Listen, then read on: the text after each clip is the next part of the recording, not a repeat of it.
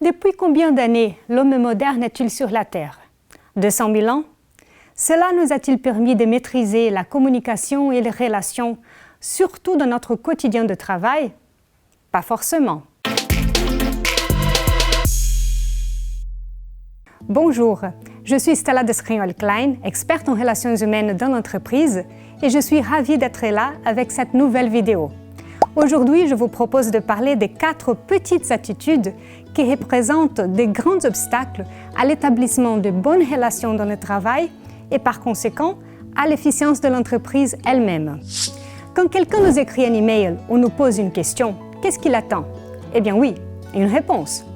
Dit comme ça semble bête, mais chaque jour, des milliers et des milliers d'emails et de personnes restent sans réponse à leurs questions. Cela entame de retard considérable dans les entreprises et peut aussi nuire aux résultats financiers à cause du temps perdu. Mais alors, quel est le problème empêchant de répondre? Mais c'est impossible de répondre aux 3500 emails que je reçois chaque jour, Stella. Eh oui, ce n'est pas faux. Alors, si vous voulez avoir plus de chances d'obtenir une réponse à votre email, faites attention à la façon de l'écrire. Identifiez bien l'objet d'email, quel est son contenu, qu'attendez-vous de votre interlocuteur.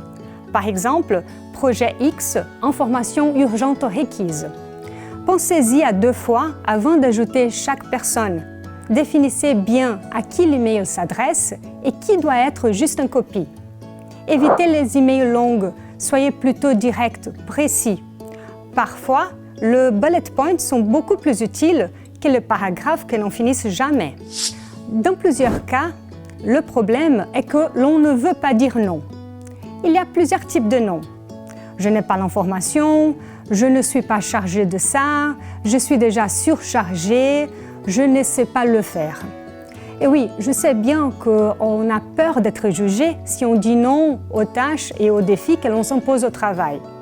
Mais on est des adultes et il faut se positionner par rapport aux situations qui ne sont pas bénéfiques, ni pour soi-même, ni pour l'entreprise. Dire non est essentiel pour avoir de bonnes relations au travail et de relations plus saines. On sait bien quand on est micromanagé, mais on a du mal à identifier quand c'est nous-mêmes qui micromanageons les autres. Le micromanagement advient quand un manager descend de sa position stratégique pour occuper la place de quelqu'un de son équipe. Le micromanagement se montre sur plusieurs aspects. Quand je préfère faire l'activité moi-même parce que je considère que je la ferai avec plus de qualité ou plus vite que quelqu'un de mon équipe.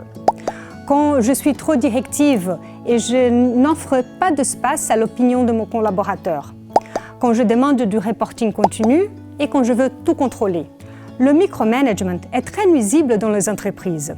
Il infantilise les relations, désengage les employés et compromet leur évolution, y compris celle du manager, puisqu'il ne développe personne pour monter à sa position et il se retrouve donc coincé. Bien sûr, il y a d'autres aspects dans le quotidien qui appauvrissent les relations et diminuent la performance des entreprises. Mais si on fait attention à ces 4 petites attitudes qui sont sous notre contrôle, on fait déjà une belle contribution à notre propre qualité de vie au travail. Je vous remercie de votre attention et je vous dis à très bientôt sur InImage pour de nouvelles vidéos.